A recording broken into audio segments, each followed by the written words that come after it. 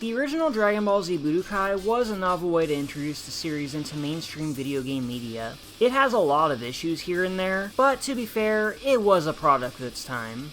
Dragon Ball Z was the hypest show on TV in the early 2000s, and the prospect of playing a fighting game that retells most of the canon events was exciting. Despite middle-of-the-road reviews, Budokai sold incredibly well, and kids who were fans of the show, myself included, wondered if there'd ever be a follow-up. In the holiday of 2003, I saw a commercial advertising Dragon Ball Z Budokai 2. Aw yeah, they're gonna do the Buu saga next. Maybe this game will be even better than the first. I mean, it had to be, right? Little child Tyler could not foresee everything that he'd experienced this particular title. It's the holiday season, and this is the game I wanted to get for Christmas. Unfortunately, that never happened because there were no available copies sold anywhere we looked. Dragon Ball Z was a hot commodity at the time, and the game was brand new, so that tracks. So the next best option was to rent it from a video store, which I was lucky enough to do during Christmas break. The 5 days I spent playing Budokai 2 stumped my 11-year-old brain. There were new things I liked, some things from the first game that I didn't like that weren't fixed, and some things I thought were just flat out bad. It was the quintessential rental experience. Sometimes you find a diamond in the rough, and sometimes you find a smelly turd. Budokai 2 was roughly in the middle of that spectrum for me. I did find out there was a cheat code that unlocked every character and skill in the game right before we had to bring it back to the video store, so I locked that in, saw the special and ultimate moves, never finished the single player campaign, and I haven't touched the game since. But since I'm in the habit of doing these games in numerical order, I feel it would be proper if I gave Budokai 2 a second chance after over 20 years. I mean, who knows, maybe this game is better than I remember, and my seasoned adult brain can appreciate everything it has to offer. Old adult Tyler cannot foresee everything he'd experience with this game. To begin with, I ordered my PS2 copy from an online retro game store, and the copy they sent me cannot be played on my PS2 at all. Turns out I did not pay attention to the region on checkout, and I was sent the PAL version that only plays on European consoles. It wasn't a complete wash, since the European cover art is way cooler than the one we got, so I decided to keep it as a collectible keepsake, right next to my Japanese copy of Godzilla Destroy All Monsters Melee. So I bought another one, this time making sure it's NTSC, and not only is it the right one, but it works great. Only thing though, is the disc they sent me has this weird void sticker in the middle, which leads me to believe this was from a rental store that no longer exists. Kind of ironic how that all played out. I beat the game this time around, and while my feelings on Budokai 2 as a whole are much more positive than when I was a kid, some of the criticisms I had still hold true, and I was reminded why I never revisited until now. But is it worth still checking out? Is it a worthy successor to Budokai 1? In terms of overall gameplay and graphics? Absolutely. Budokai 2 has a much different art style than the first game, and it looks so much better. They ditched the weird 3D clay thing they had going on and opted for a more cel-shaded look. The thick black outlines make the characters pop out more, and they look so much more authentic to the anime. The signature attacks have been updated as well, graduating from the boring yellow shotgun blast to what they actually look like in the show. The Kamehamehas are big blue beams that travel full screen, and the Kikoho is a giant square that hurts like HFIL. The combat is mostly the same as the first game, but with some additions that make it feel much better. For one thing, you can now fire off your special moves by pressing forward and circle, instead of just committing to the corresponding combo string. You can still do that, and is much more reliable for hit confirming and overall damage, but the instant blast when the opponent least expects it can be helpful in a pinch. It's a very simple change that makes battles flow more smoothly. Unfortunately, these special skills, along with various physical and support skills, are locked behind capsules you eventually unlock and equip to your characters. Just like the first game, each character has only 7 slots to work with, and figuring out the best skills to use make them feel more complete than how they started. I'm still not a fan of the capsule system. I'd rather have it so that most of your ability and physical skills are available by default, and you only have to worry about support for extra buffs like boost to attack or defense. But no, you're still at the mercy of finagling with these capsule menus every time a new skill is available to you. At least here there's more consistent ways of obtaining capsules, which is more than I can say for Budokai 1, where it was incredibly stingy with skills outside of story campaign unlocks. There are way more skills to obtain in this game too, and a lot of them pertain to some of the new mechanics this game introduces. Popping off specific physical or special attacks initiates one of several minigames that can maximize or minimize incoming damage. Sometimes you gotta press a different button than the opponent to hit them with the follow-up attack, or the same if you're on the opposing side to avoid it. The energy spam attack has you rotating both analog sticks to fill this meter, and doing so will do a bit more damage, as well as potentially wreck your DualShock 2. Real story, that actually happened to me during the rental period, and my PS2 controller was pretty much dead back then. Landing certain ultimate attacks has both players rotating the sticks, with the attacking players trying to overwhelm the opponent, and the other guy trying to minimize the damage. Though for these minigames, I found you can just mash the face buttons and D-pad instead, and you'll get similar results and not have to sacrifice your joysticks. But these minigames really come into play when the fusion skills are involved. The Buu Saga introduced 2 types of fusion characters, and you have access to 5 of them in Budokai 2. The fusion dance can result in either Gotenks or Tientia, while the Patara earrings connect with Vegito, Budokai, and Goku. They made that what-if gag fusion that Goku thought about in the show into a playable character. That's pretty rad. The fusion dance is pretty simple, just push the buttons that show up on the screen and bam, fusion is a go. But if you screw it up, you either get fat Gotenks or skinny Tientia, and you don't want either of them, trust me. Gotenks in particular is pretty strong in this game. Unlike the rest of the cast who have to conservatively use their limited ki, these two have unlimited energy reserves, meaning you can spam some of the strongest special attacks in the game as much as you please. There is a time limit until the fusion wears off, so it's pretty much an all or nothing gamble to take out the opponent quickly. Get ready, ugly!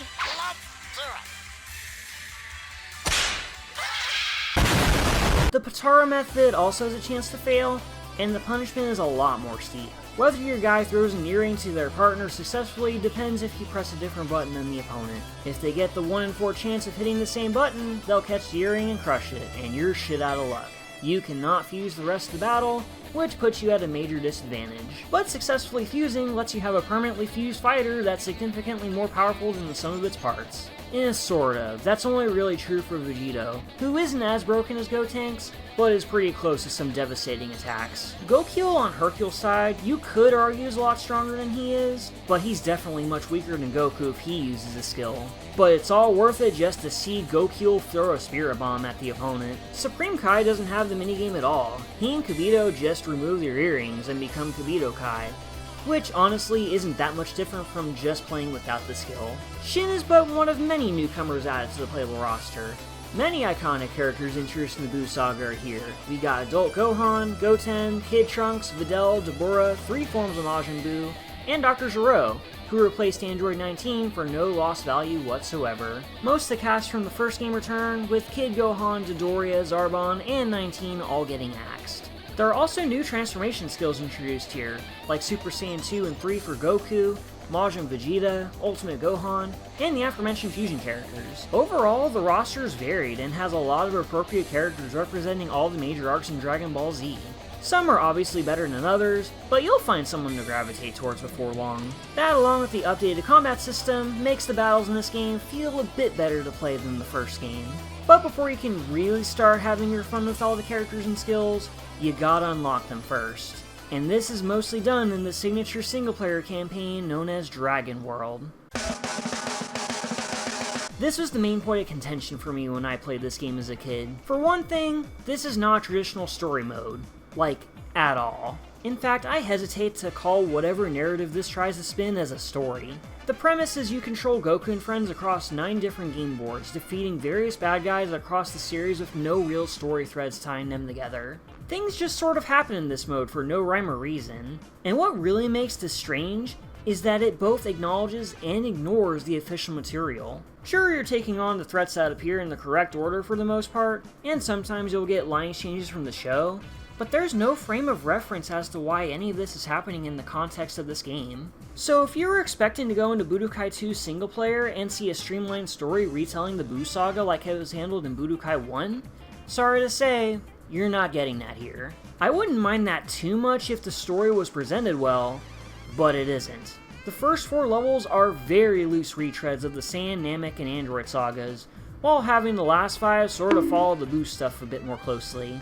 Again, things just sort of happen, and you're just expected to know exactly how they went down by watching these game pieces try and fail to emote. By the way, what am I even looking at right now? Dragon World is navigated by you as Goku and 1 or 2 hero characters of your choice. You and the opponent take turns moving your units across the board 1 space at a time until they meet in the same spot. From here, a battle initiates, and you have to beat them a set amount of times before they're eliminated from the board. Every character has a set amount of lives attached to them, and losing a battle knocks a peg down one notch. Take out all their lives by beating them enough times, and you'll unlock some capsules and take them out of the stage. Most of the levels require you to defeat the boss, but other times you have to win in a different way, though there are only 2 instances of that happening. The further you progress, the more enemies the game throws at you, and you'll begin to see where Dragon World falls apart. This is literally all you're doing. This is the entire mode. All you do is mash your guys into the enemy forces over and over, and fight the same battles over and over until they get kicked out of the map.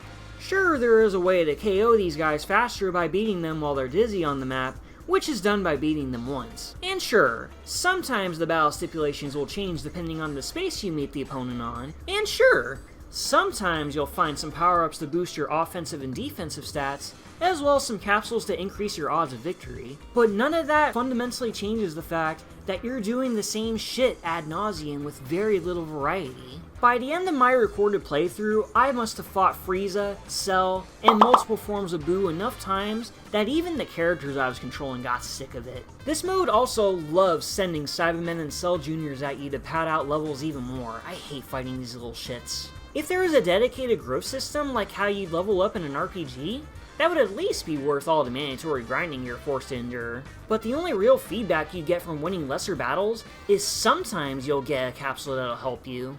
Yeah, sometimes. Depending on who beats what character in X stage, you may get a special skill that'll aid your character, but most of the capsule drops are random, and most can only be equipped to ones you currently do not have control over.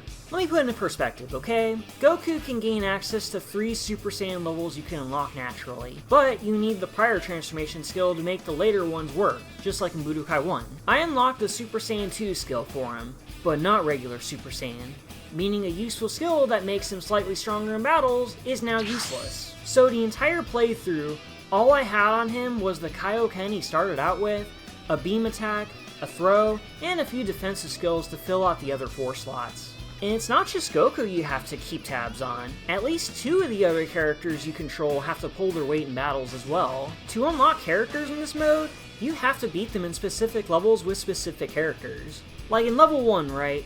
You have to know to have Tien Shinhan as your one ally, and have him defeat Nappa so you can unlock Yamcha as a playable character. Level 3 is where we can unlock Vegeta by beating him with Goku, and he immediately becomes your ally for the stage. And beating Captain Ginyu with Vegeta unlocks Ginyu for the main game, for some reason. Throughout the entire mode, you always have to know who to bring in for specific unlocks, and it feels impossible to pull off in later stages when you don't have good capsules and the computer becomes a lot more aggressive. Eventually, I stopped caring about how to legitimately unlock the rest of the cast and just had Gohan come in to carry me through the later half. By this point, I just wanted to finish this thing as fast as I possibly could with whatever capsules I had on me. Though I did not use the Heart Virus skill despite already having it, I have a bit more pride in that. Thankfully, Vegeta agrees, and he helped me in the final level where I was forced to stop in my rental playthrough as a child. This is by far and away the hardest level in the game, with a tidal wave of Cybermen and Cell Juniors, more rematches against Frieza and Cell, and the final boss Kid Buu tucked away in a corner powering up the more you dick around. There is no room to mess up here, and you gotta bring your A game if you want to win. So my plan was to have Goku, Gohan, and Vegeta stay in close proximity with each other, and have them gang up on all these assholes one at a time. It's better if I got to jump on them first before they do the same to me. Rinse and repeat until we get to Kid Buu, and apply the same strategy to him. It almost didn't work because Kid Buu is the most powerful computer-controlled opponent in the game. You will get your ass whooped with his high combo output, hard-hitting special moves, and input reading shenanigans. And not only does he have tons of health, but he's also got the maximum amount of lives that you can have, meaning we gotta fight this dude a lot before he goes down for good. Not in my heart. But with patience and perseverance, I managed to beat Kid Buu with everything I got. How fitting since it took everything to beat him in the show too. So, fair enough, that was cool at least. But the ending had to ruin that feeling of accomplishment by just giving a bland, "Hey, you did it! Wanna try again?" No, I don't think I will. Dragon World is a neat idea on paper, but it falls apart very quickly in practice. And the thing that gets me is that there is potential for a solid single-player story here. So many minor things could have been ironed over, and with a bit more time to stew, this would have been one of the most interesting story modes I'd experienced in a video game. But the utter lack of proper story beats, repetitive battles, and utter lack of variety really kills it for me. I honestly think the story mode in Budokai 1 is a lot better. Not only do you have the story beats from the show to follow along with, but it only has you fight all the necessary battles without wasting your time. Unfortunately, the combat in the game is a bit worse, so in that regard, Budokai 2 is the better game for multiplayer. What with the expanded options and more robust character and skill spread. I don't know, man, it feels like Budokai 2 is both a better and worse sequel in different respects. Though in hindsight, I at least appreciate the effort going into the overarching gameplay, even if the single player took a hit to do so. But there's more than just Dragon World to go through in this game. Returning from the first game is the World Tournament where you can earn extra Zenny. It works exactly like it did there, so no need to go further into detail. Training mode lets you learn the game mechanics either on your own or through an in-depth tutorial. This part is pretty cute at least, and the presentation here is ironically better than in Dragon World. Edit skills is where you can equip and lock capsules and buy more from Bulma's shop. Her stock changes frequently, but unlike Mr. Popo's store from the first game, you can see what you actually buy this time and not rely on Gamba to get new skills. But what if I told you you don't need to spend a single Zenny to get everything?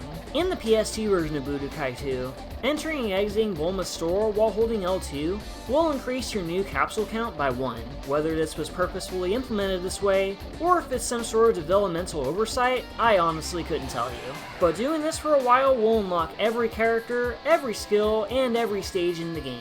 I could have done this from the beginning, but I chose to do this after I cleared Dragon World just in case I didn't want repeat playthroughs, shock and horror. If you're gonna do this though, I recommend muting your volume, because Fight the next time you come in, okay? Fight the next time you come in, okay? Fight the next time you come in. Shut the hell up! doing this for a bit unlocked a new mode, Bobbity's Spaceship, which I assume you get legit by getting every other character you can in Dragon World. I don't know. Basically, this is a challenge mode where you can earn points based on how well you perform. Bobbity will give you specific challenges, and doing well will unlock characters like Deborah in all 3 forms of Majin Buu. But this ain't no Legend of Hercule mode, there's little other reason to explore this mode beyond that. And that's all I got for Dragon Ball Z Budokai 2. How well does it hold up? It's whatever. I do appreciate the spruced up combat. The instant specials are a welcome addition, the fusions are a lot of fun, and the character selection is what I expect from a Dragon Ball game from this time. But the capsule system is still annoying to deal with, the main single player mode is repetitive and drawn out for its own good, and there's little incentive to do everything without cheating. This game has some welcome improvements over the first game, but fumbles in other areas to the point that it goes from being good to just okay. I don't think it's a bad game at all, but it's still not quite there yet. And I'm sure the folks at Dimps realize that, and a year later, they take everything they learned from the first 2 games and make something truly remarkable. Next time we look at Dragon Ball Z, it'll be with Budokai 3, one of my personal favorite games in the franchise.